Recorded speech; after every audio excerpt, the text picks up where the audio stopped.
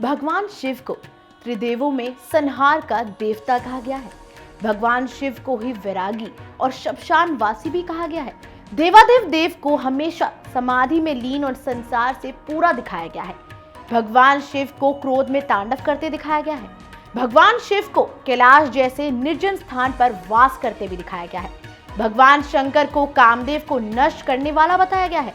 भगवान शिव धतूरे और अन्य नशा का सेवन करते प्रदर्शित किए गए हैं।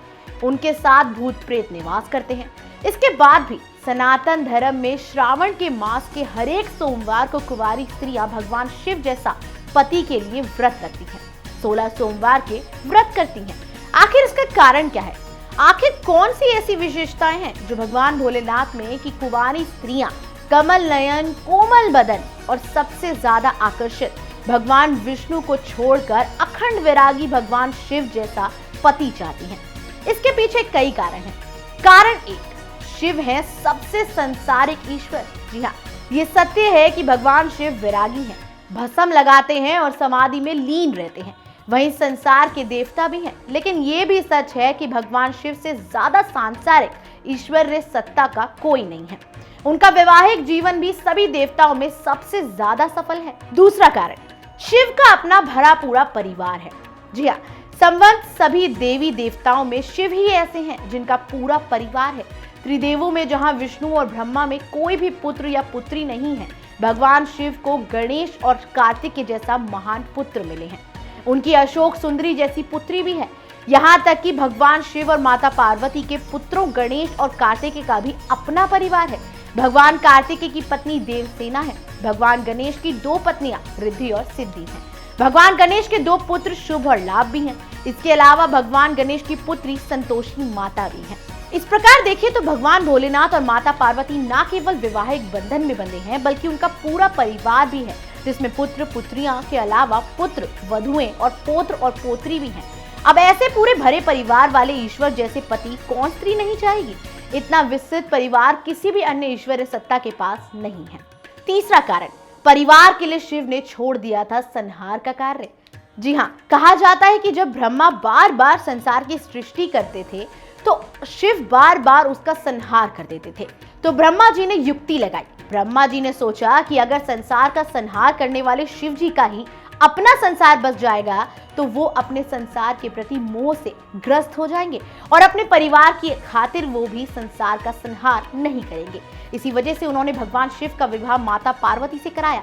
इसके बाद उन्होंने भगवान शिव और माता पार्वती से जो पारिवारिक संसार बना, उसकी वजह से भगवान भोलेनाथ ने संहार का कार्य भी बंद कर दिया। भगवान शिव के संसार बसाने के बाद अब कभी भी प्रलय नहीं आएगा।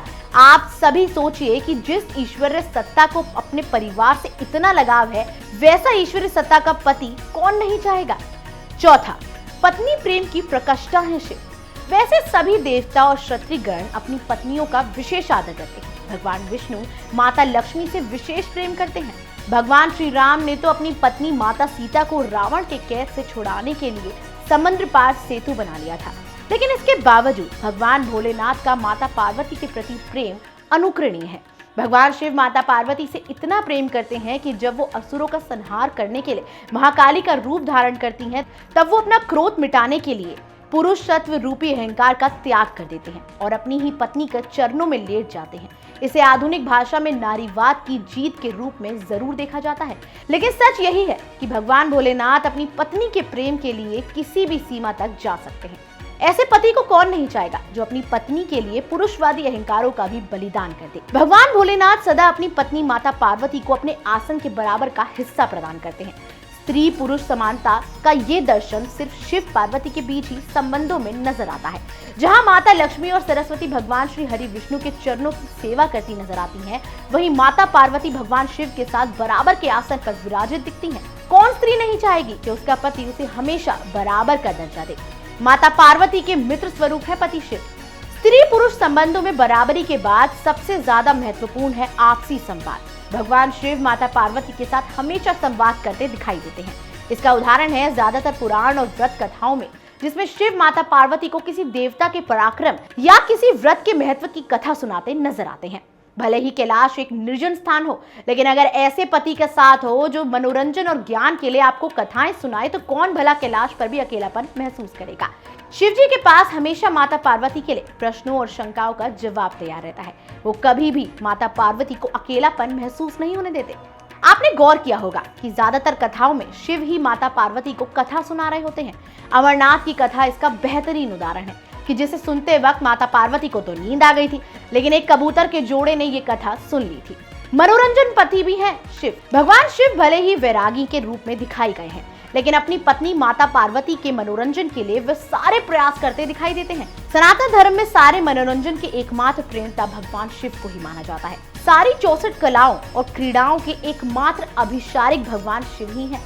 चाहे वो संगीत कला हो, वाद कला हो या 64 जैसा खेल हो, इन सभी का निर्माण भगवान शिव ने इसलिए किया था कि अगर कभी वो कैलाश से बाहर किसी कार्य के लिए जाएं, तो माता पार्वती अकेलापन महसूस ना करें और अपना मन बहला सके। शिक्षक पति हैं शिव। भगवान शंकर ने केवल माता पार्वती के मनोरंजन का ध्यान ही नहीं रखा, बल्कि उन्होंने माता पार्वती को सभी रहस्यों और विद्याओं से शिक्षित भी किया है।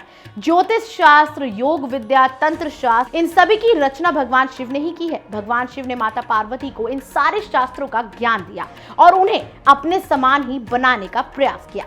नारी स्वतंत्रता के समर्थक भी हैं शिव। जी हाँ, आधुनिक कला में स्त्रियों पुरुषों से कंधे से कंधा मिलाकर पूरी दुनिया में बराबरी के साथ अपना नाम रोशन कर रही हैं। समुद्र की गहराइयों से लेकर अंतरिक्ष की ऊंचाइयों तक के लिए स्त्रियां पराक्रम की पूरी दुनिया चकित है। लेकिन सनातन धर्म में भगवान शिव शायद एक लौते ईश्वरीय सत्ता हैं जिन्होंने नारी शक्ति को पुरुष शक्ति के बराबर का दर्जा दिया है। जहां भगवान श्री हरि विष्णु माता लक्ष्मी की रक्षा के लिए पृथ्वी पर अवतार लेते रहते हैं, चाहे माता लक्ष्मी माता सीता के रूप में रावण के कैद से विष्णु अवतार श्री राम के पराक्रम से निकली, या फिर भूमि के रूप में रस्तफल के भगवान वामन अवतार के द्वारा निकाली गई हो, लेकिन माता पार्वती अपनी रक्षा और शक्ति का संसाधन खुद कर सकती हैं। भगवान शिव ने उन्हें इतनी स्वतंत्रता दे रखी है कि वो खुद असुरों का संहार करने में समर्थ रहें।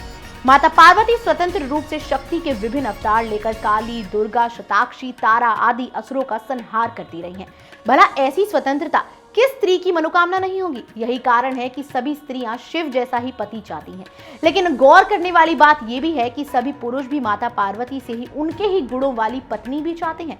इसलिए माँ पार्वती के अवतार माँ दुर्गा से इच्छित पत्नी के लिए प्रार्थना भी करते हैं। बहरहाल, आप माता पार्वती जैसी पत्नी चाहते हैं या फिर शिव जी जैसा पति? कमेंट्स कर हमें जरूर बताइएगा।